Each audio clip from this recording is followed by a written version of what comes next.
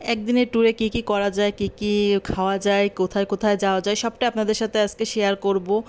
আর না টেনে পুরো ভিডিওটা দেখবেন। অবশ্যই ভিডিওটা লং হয়ে গেছে, তারপরেও করার কিছু নয়। একদিনের ভিডিওতে আমি কী কী করতে পারি, কোথায় যেতে পারি, এইটাই আপনাদের সাথে শেয়ার করব। জাস্ট এইটুকুই, আর কিছু না। আসসালামু আলাইকুম, সবাই কেমন আছেন? আশা করি ভালো আছেন। আমি আপনাদের দোয়া কিছুটা ভালো আছি, তবে বেশি একটা ভালো নেই, কারণ আমি আর নানু খুব অসুস্থ।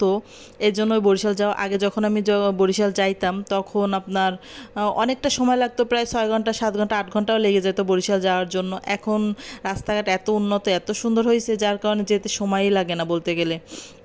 আর এটা আমাদের বাগেরহাট মাজার, আমাদের বাগেরহাট মাজার এটা। আর এটা বাগেরহাট বলেন, সাত গম্বুজ মসজিদ বলেন, সব কিছু পার হয়ে আমাদের যেতে হয় খুলনা থেকে বরিশাল ট্যুর। আর আমরা বললাম তো আমার নানু খুব অসুস্থ, হঠাৎ করেই অসুস্থ, আর প্ল্যান ছাড়াই প্রোগ্রাম ছাড়াই হঠাৎ করে চলে যাওয়া, তার জন্য তাকে দেখতে যাওয়া। সে অনেকটা বয়স হয়ে গেছে আর অসুস্থ বেশি, কখন চলে যায় কেউ বলতে পারে না, কারণ কারো হায়াত মতকে মানে এটা কারো হাতে থাকে না, এটা সম্পূর্ণ আল্লাহর উপর থাকে, ডিপেন্ড করে।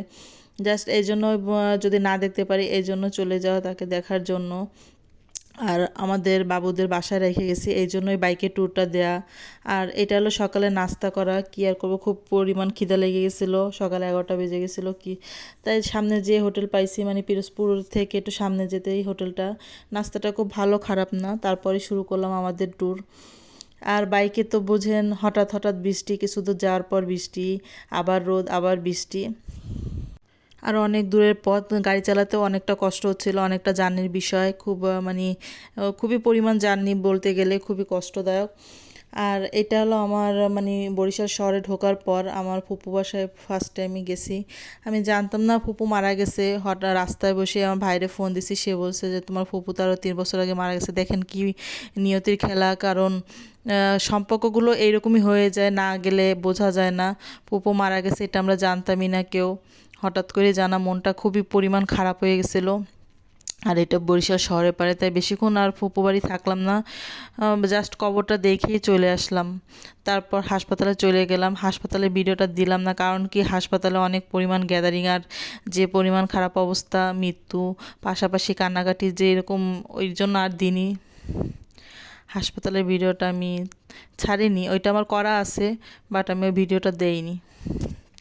তারপর চলে গেলাম আরেক ফুপুর বাসায়, নানুকে দেখার পর ওই ফুপুর বাসায় চলে এসেছি। সে যখন মারা গেছিলো তখন আমি যেতে পারিনি, অনেক সমস্যা ছিল পরিবারের দিক থেকে, আমার বাবা একাই চলে গেছিলো সে মারা যাওয়ার সময়, এই জন্য তার বাসায় আমার যাওয়া নেই।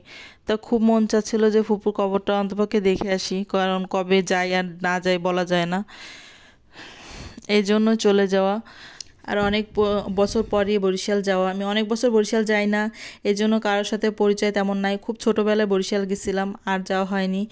আর সম্পর্কগুলো এরকমই হয়ে যায়, না যাওয়া থাকলে অপরিচিত হয়ে যায় সবাই, ভাইরা তারপর বোনরা যারা বলেন সব অপরিচিত হয়ে যায়। তাই আর কি করার, চলে গেলাম ফুপুর কবরটা দেখতে। আর এটা বরিশাল শহরের পাড়েই, আমি এই বরিশাল শহরে বরিশাল গেছি যখন ছোটোবেলায়, তখন শহরে যাওয়া হয়নি, গ্রামের দিকেই আমার নানু বাসা, সেইখানেই ছিলাম আমরা বেশিরভাগ সময়। দাদা বাসা তেমন একটা যাইতাম না, এটা আমার দাদা বাসার গলির দিকেই, ফুপু বাসা দাদা বাসা পাশাপাশি বাসা। এজন্য ফুপুরে কবরটা অন্তপক্ষে দেখে আসি। দেখে মা ছিল, আমার ছোট বড় বোন ছিল, তাদের রেখে ছোট খালা, মেজো খালা, ভাইরা সবাই এদের রেখে আমরা চলে আসছি। সন্ধ্যা হয়ে গেছে, কী করা, বাবুদের রেখে গেছি। আর ওদের জন্য খুব টেনশন হচ্ছিল, তাই ঢুকলাম একটা হোটেলে, সারাদিন না খাওয়া দাওয়া করে। আপনাদের ভাইয়া বললো চলো আমরা পাশে থেকে একটু রিল্যাক্স হয়ে তারপর রওনা দেবো। এই জন্য এটা চলে গেলাম বরিশাল 30 গোডাউন, এত সুন্দর পরিবেশ আর এত সুন্দর জায়গা বলার বাইরে, আমাদের খুলনা শহরে বলতে গেলে এত সুন্দর জায়গা নাই। তাই এখানে 30 গোডাউন, এখানে চলে গেলাম। অনেক মানুষের ভিড়, বোঝাই যাচ্ছে না যে দেশের এরকম পরিস্থিতি, এর ভিতরে এত পরিমাণ ভিড়, আর মানুষ যে পরিমাণ বসে আছে, এনজয় করতেছে, ঘুরতেছে ফিরতেছে সাজুগুজু করে, এই আর কি। আর আমিও চলে গেলাম, ভাতটা তেমন একটা খেতে পারিনি, অবেলায় খাওয়া তো, 6টার সময় খাইছি, এই জন্য তেমন একটা খেতে পারিনি, পেটেও খুব খিদা ছিল। আর ওই সময় তো খাবার বলতে তেমন একটা হোটেলে তেমন একটা ভাত টাত কিছু থাকে না, তাও হালকা পাতলা আমরা খাওয়া দাওয়া করছি। খাওয়া দাওয়া করে এখানে চলে আসছে। এখানেও কিছু কিছু ভিডিও দেখে, সিঙ্গারা বলেন, অনেক ফেমাস খাবার রয়েছে, এই জন্য ট্রাই করার জন্য চলে আসলাম। আর বেশিক্ষণ দাঁড়ানোও যাবে না, কারণ বাবুদের বাসায় রেখেছে, এত দূরের পথ আমাদের ফিরতে হবে। আর এই জন্য মানে বেশিক্ষণ আর থাকিনি ওইখানে বরিশাল শহরের ভিতরে। তার ভিতরেও অনেক জায়গা ঘোরা হয়েছে আমাদের, মানে বাইক নিয়ে গেছে তো বিভিন্ন জায়গায় রাউন্ড দেওয়া হয়েছে এই আর কি। সারা বরিশাল শহর ঘুরে বেড়াইছি ওই অল্প সময়ের ভিতরে, 5 মিনিট 2 মিনিট এরকম জায়গায় জায়গায়। এইটাই আর কি। জাস্ট নানুরে দেখে আসলাম, মনটাও শান্তি হলো। আমি যখন এই ভয়েসটা দিচ্ছি তখন মানে আবার যেতে ইচ্ছে করতেছে যে আমিও যদি আবার যেতে পারতাম এরকম। কিন্তু হয় না, সময় সুযোগ বুঝে হয় না, কর্মব্যস্ত থাকা হয়, বাবুদের রেখে যাওয়াটা রিস্কের বিষয়, ওদের দেখারও কেউ থাকে না, এই জন্য কোথাও বেরোনো হয় না। আর খুব ইচ্ছা ছিল যে 2টা দিন থাকি ওইখানে, একটু সময় পার করি। অনেক দিন পর বের হয়েছি, অনেক বছর পর বের হয়েছি, একটু ইচ্ছা ছিল কিন্তু বাট সময় হয়নি। কারণ বাবুদের বাসায় রেখে গেছি, একটা টেনশন কাজ করে সবসময়। খাওয়া দাওয়া আমরা ঠিকমতো করতে পারিনি, ওদের জন্য খুব টেনশন হচ্ছে, বারবার ওদের ফোন দিচ্ছিলাম।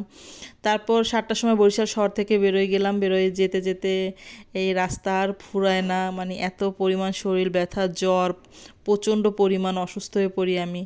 কারণ এত পরিমাণ জার্নি, অনেক বছর পরে জার্নিটা করছি আমি। আমি সহজে কোথাও যাই না, আর বাবুদের নিয়ে যেতে ওদেরও একটা শরীরের ধকল আছে, এই জন্য ওদের নিয়েও কোথাও আমি তেমন একটা বের হই না।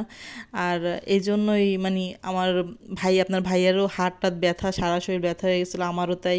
পরে কি করবো, এই ব্রিজটার পরে বসেছিলাম অনেকক্ষণ না পাইরে, মানে ব্যথার জন্য। পরে আমরা আবার রওনা দিচ্ছি। আর রাস্তাঘাট তো ভালো না বলতে গেলে, রাস্তা মানে রাস্তায় পুলিশ, কোনো সিকিউরিটি নেই, এই জন্য আমাদের বাইরে খুব রিস্ক লাগতেছিল।